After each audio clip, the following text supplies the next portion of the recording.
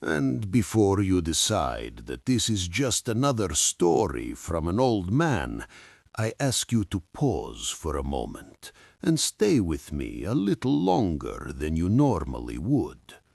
Because what I'm about to speak about is something people rarely say out loud. Not because they don't know it, but because admitting it can be painfully difficult. There are things we feel ashamed to talk about, thoughts we would rather turn away from. So many people simply pretend that everything is fine, even when a quiet heaviness has already settled deep inside them. Yet it is precisely this silence that destroys the most. I am speaking about a particular kind of pain, the one that appears the day you suddenly notice that your own grown children begin speaking to you differently. Not the way they once did. There is irritation in their tone, impatience in their words, sometimes even a sharpness that wounds far deeper than open rudeness ever could. And at some point you catch yourself feeling something strange, as if they are not only no longer listening to you, but slowly, little by little, they are beginning to stop seeing you. Later, toward the end of our conversation, I will say one simple thing that many people underestimate. But because of this one thing, people lose not only their inner peace, they lose respect for themselves. I was born into a family where age was never seen as weakness. On the contrary, age was considered an honor. It meant a person had walked a long road through life and had paid for their understanding of the world with years of experience, mistakes, losses, and lessons. In our home, elders were never interrupted, not because people feared them, but because they respected them. I remember my grandfather very clearly. He spoke quietly. Sometimes he paused for a long time, and in those pauses no one rushed to insert their own opinion. We simply sat at the table and waited, because we understood the simple truth. If a person has lived a long life, they have already paid the price for their right to speak. Today, I see more and more often how this delicate thread between generations is beginning to tear. Not loudly, not with arguments, not with dramatic scenes. It breaks quietly, almost invisibly. First comes a small remark, then an impatient tone, then words spoken casually, yet leaving behind an unpleasant coldness inside. Very often, parents tell themselves in moments like these, "Well, what can you do? The children are tired. They have their own lives. The most important thing is not to argue." But here I ask you not to deceive yourself. Disrespect that goes unanswered never disappears on its own. It grows slowly, almost invisibly, like a crack in a wall that first seems insignificant until one day it becomes the reason the whole structure begins to collapse.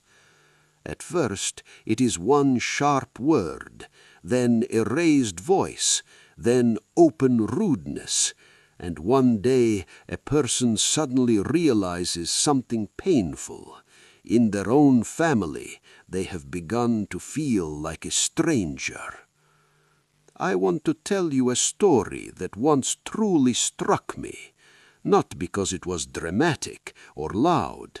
There were no arguments, no shouting, no emotional scenes. It was quiet, too quiet, And that is exactly why it feels so familiar to so many people. It is a story about boundaries, about that invisible line a person either protects throughout life or one day suddenly realizes it has disappeared, and along with it, respect quietly disappears as well. In the Jewish family where I grew up, boundaries were never discussed out loud. No one gave lectures about them. No rules were written on the wall. They simply existed, the way air exists in a room. You do not see it, but you feel it when it is there. The elders did not raise their voices because they never needed to. People listened to them not out of fear and not out of obligation, but because there was a quiet weight within them, the weight of a life fully lived. And the younger ones rarely allowed themselves to cross the line, because next to that calm presence, that inner strength, even the thought of being rude felt out of place. It was not fear. It was not strictness. It was something else. It was the feeling of an inner backbone. When a person has that inner backbone, they do not need to prove it with words. People simply feel it. But when a person slowly begins to lose it, something dangerous happens. They begin to do the one thing that destroys respect faster than anything else. They begin to explain themselves, to justify themselves, to smooth over every sharp edge, trying to keep peace at any cost. And in this endless smoothing of things, they quietly begin to lose themselves. Many years ago, I observed one man. He was remarkably gentle, kind, and generous in spirit. He listened carefully. He never raised his voice. He always tried to keep peace in the family. But his grown children began speaking to him more and more sharply. Sometimes it sounded like sarcasm, sometimes like a joke, sometimes like a remark thrown out casually, as if it meant nothing. He would usually smile, wave his hand lightly, and say with a tired smile, "Well, what can you expect? They're young." But one day, in front of me, his son said something. It was said lightly, almost cheerfully, as if it were just an ordinary joke. But inside that joke was clear humiliation. A brief silence filled the room. No one said anything. And in that moment, I understood something simple and uncomfortable. Silence is not always peace. Sometimes silence is permission. Permission to keep speaking that way. Permission to keep crossing the line. And here I want to say something many people underestimate. The first and perhaps most important step is this: stop being a convenient person. Not rude, not aggressive, not confrontational, just convenient. Because convenience often becomes a quiet form of abandoning yourself. When a person always agrees, always tolerates, always smooths things over, always tries not to upset anyone or create discomfort, little by little they begin to erase their own outline. Their presence becomes softer, quieter, less noticeable. And at some point, people begin speaking to them the way they speak to objects, without care, without respect, without a sense of boundaries. There is a simple phrase from Jewish wisdom that an old man once told me: "If you do not know where your place is, someone else will take it." A boundary does not begin with shouting.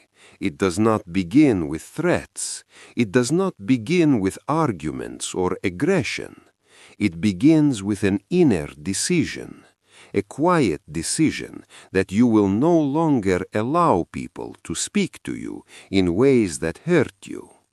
Sometimes this decision appears as a short pause, sometimes as a calm, attentive look, sometimes as a single short sentence spoken without excuses and without long explanations. From what I have seen in life, grown children rarely speak rudely because they do not love their parents. More often they do it because they feel they can. They sense the parents' fear of losing connection. They sense the fear of loneliness. They sense the fear of conflict. And strangely enough, that fear becomes very fertile ground for disrespect. So I ask you, please do not ignore it. Fear has never strengthened relationships. It only makes them crooked, tense, and painful, even when everything appears calm on the surface. I have seen people begin with small, almost invisible changes. They stopped laughing at jokes that hurt them. They stopped apologizing for their own opinions. They stopped saying the familiar phrase, "It's okay, it's nothing."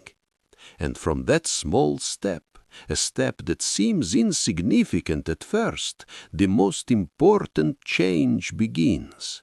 But what happens next, and why this simple step can slowly restore respect, I will speak about later. Because that is where the most interesting moment begins, the moment when a person, perhaps for the first time in many years, begins to feel their place again. When a person is truly hurt inside, they usually have two paths.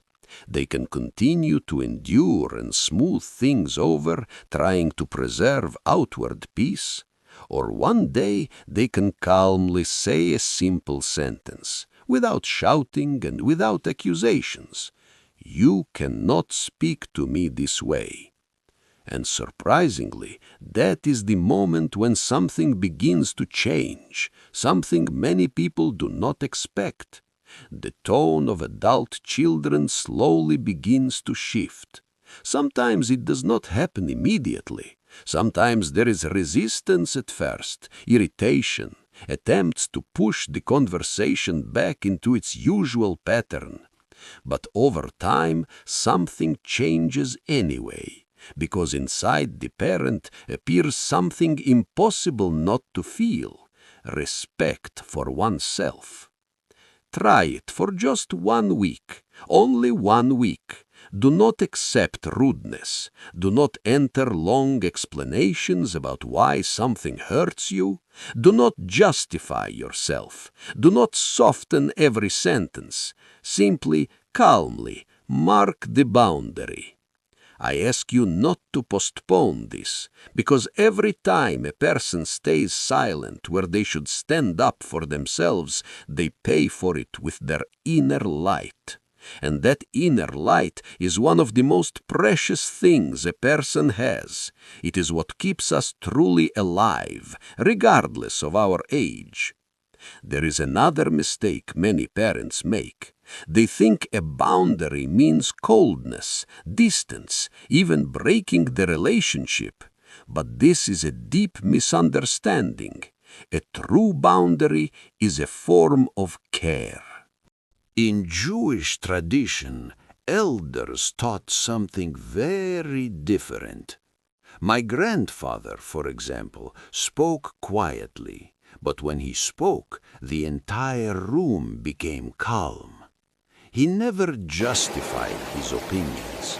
If he spoke, it meant he knew why he was speaking.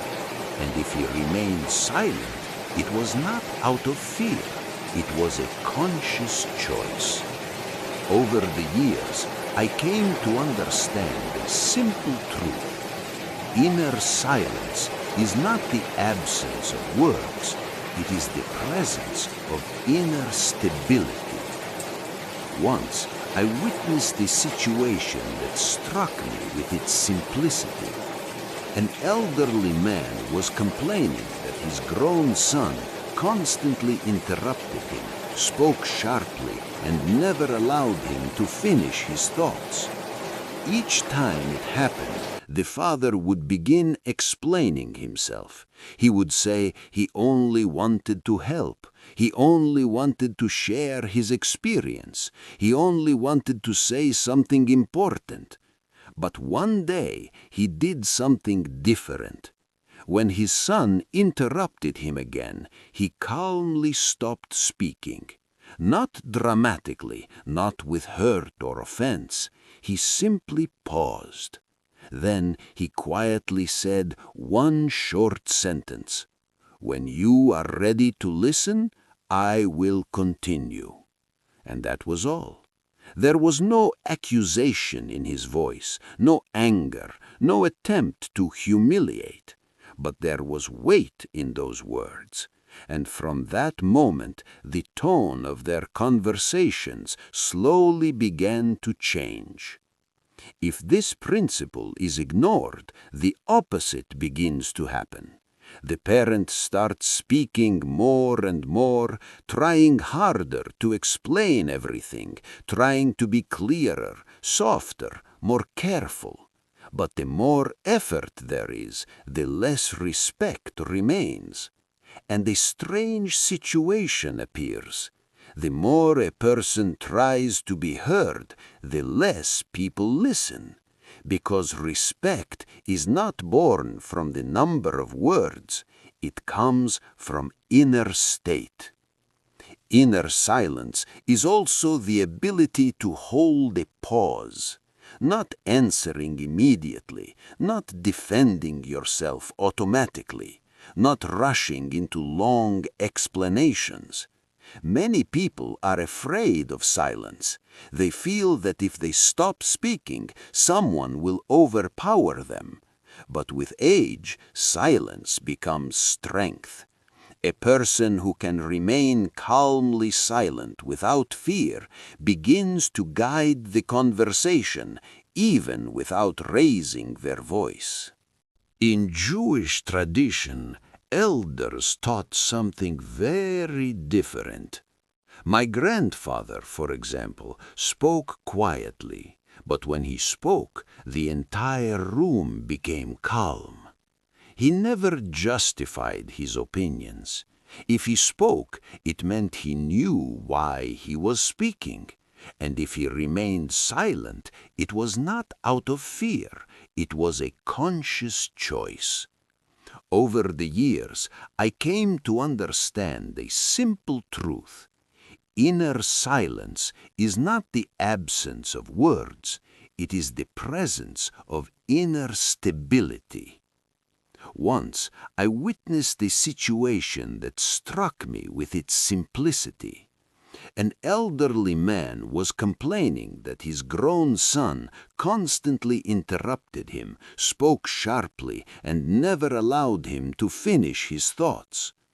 Each time it happened, the father would begin explaining himself. He would say he only wanted to help. He only wanted to share his experience. He only wanted to say something important.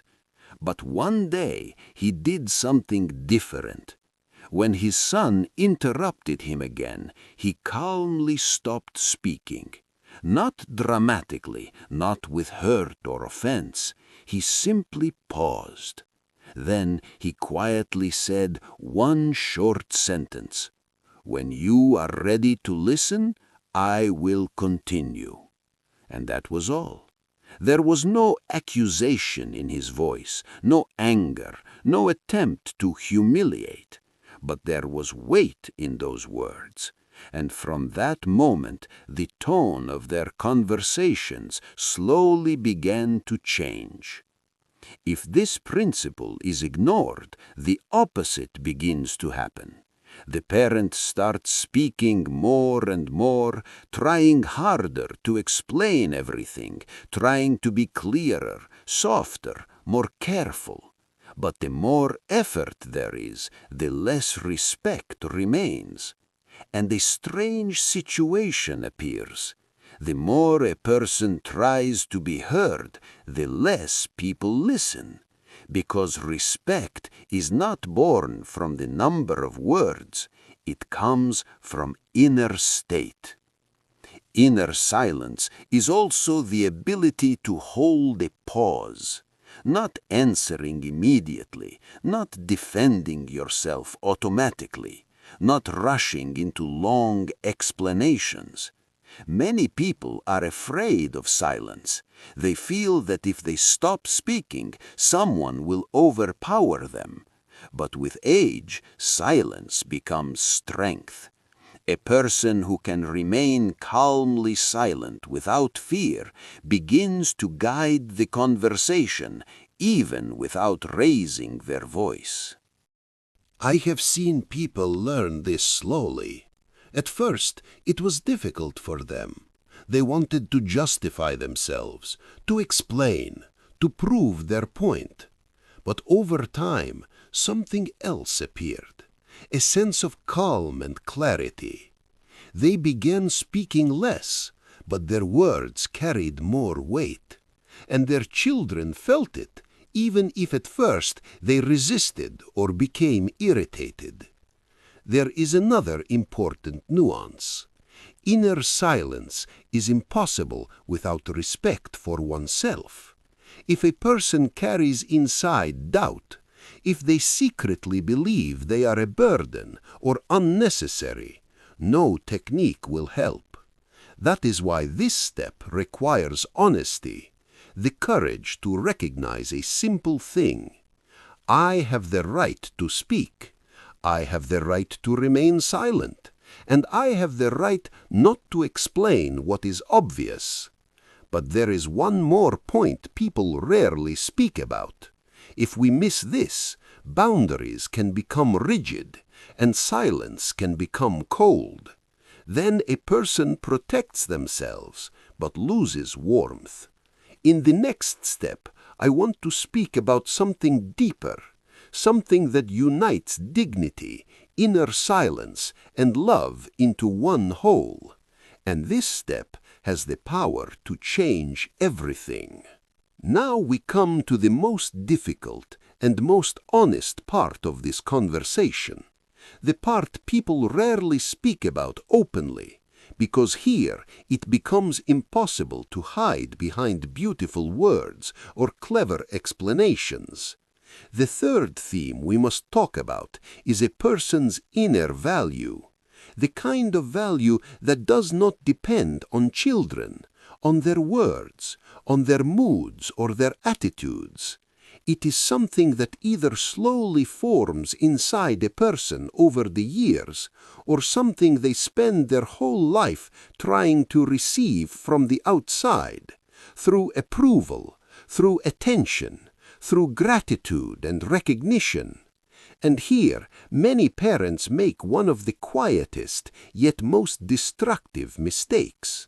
Please do not ignore this, because when a person begins living in expectation of respect from their adult children, they slowly become dependent.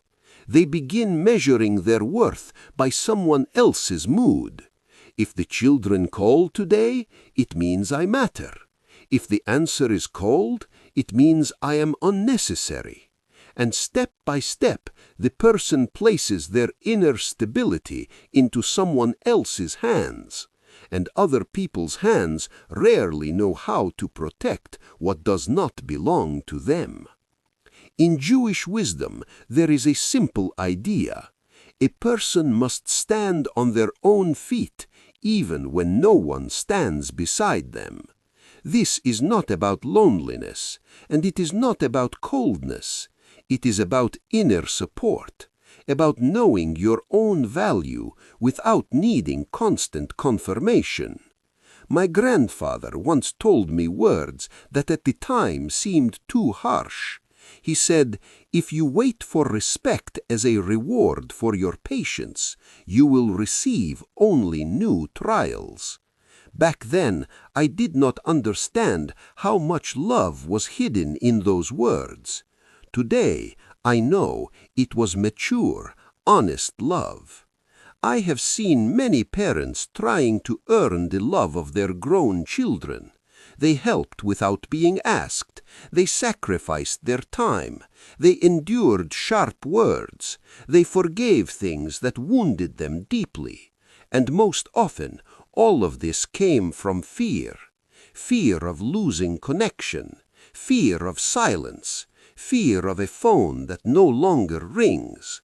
But a relationship built on abandoning yourself never becomes stronger. It becomes painful. It fills with obligation and slowly loses warmth. Once an elderly man told me something I will never forget.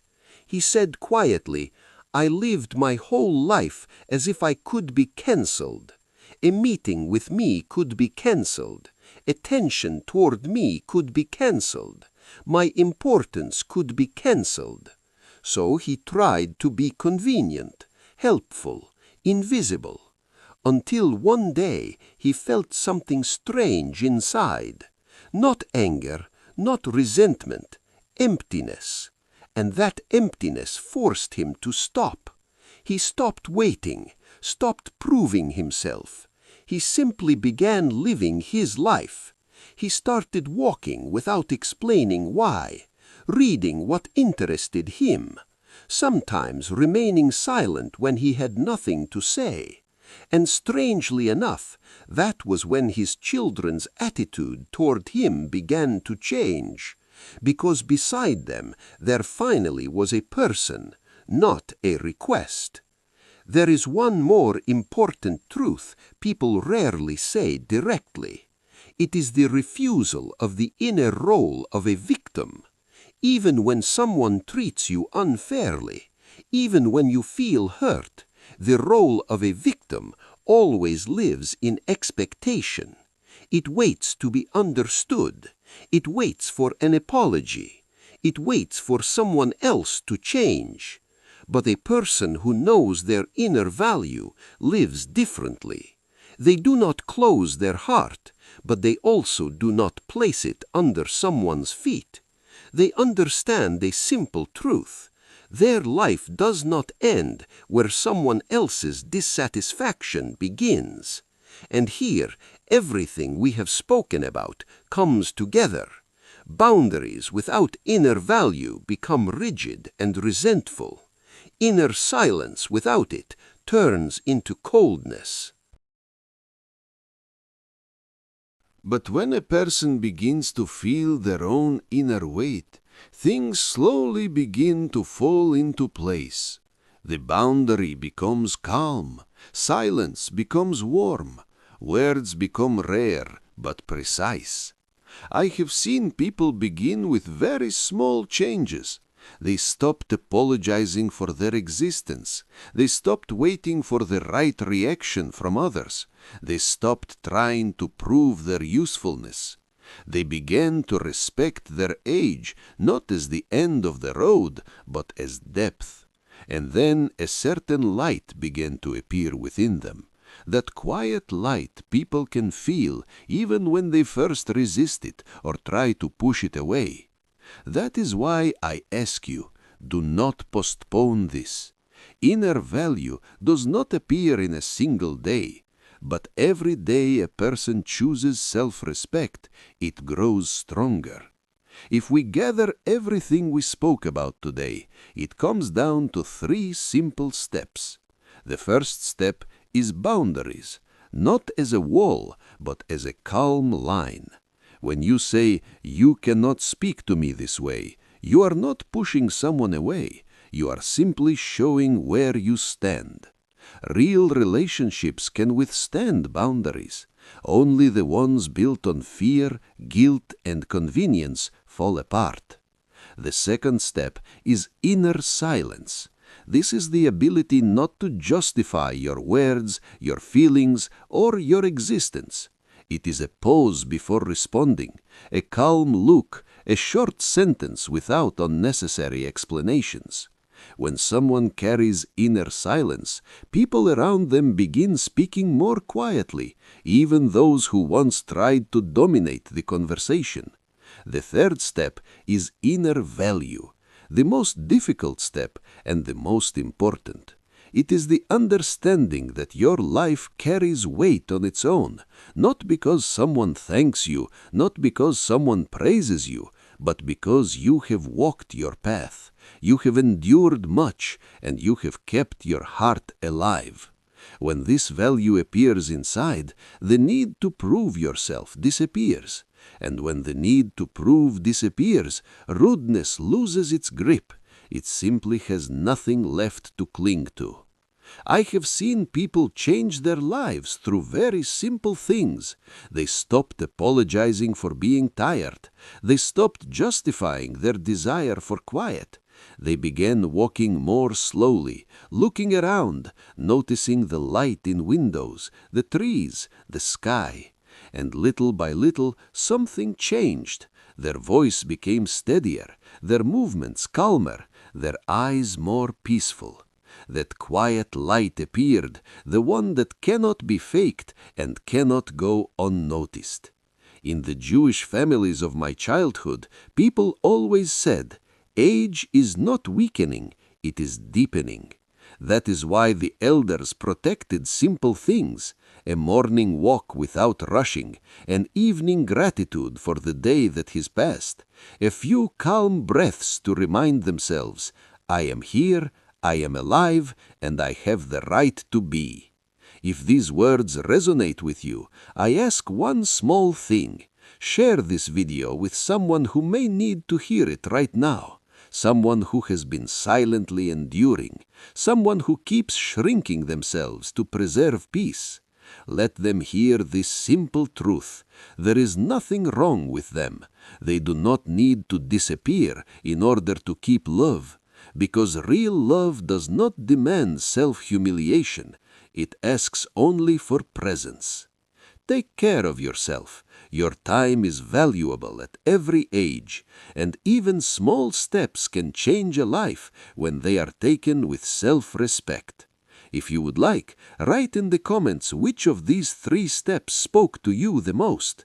And if this kind of calm, honest conversation about life resonates with you, stay with us. Here we will continue speaking this way, calmly, directly, and truthfully, just as the elders spoke in my home.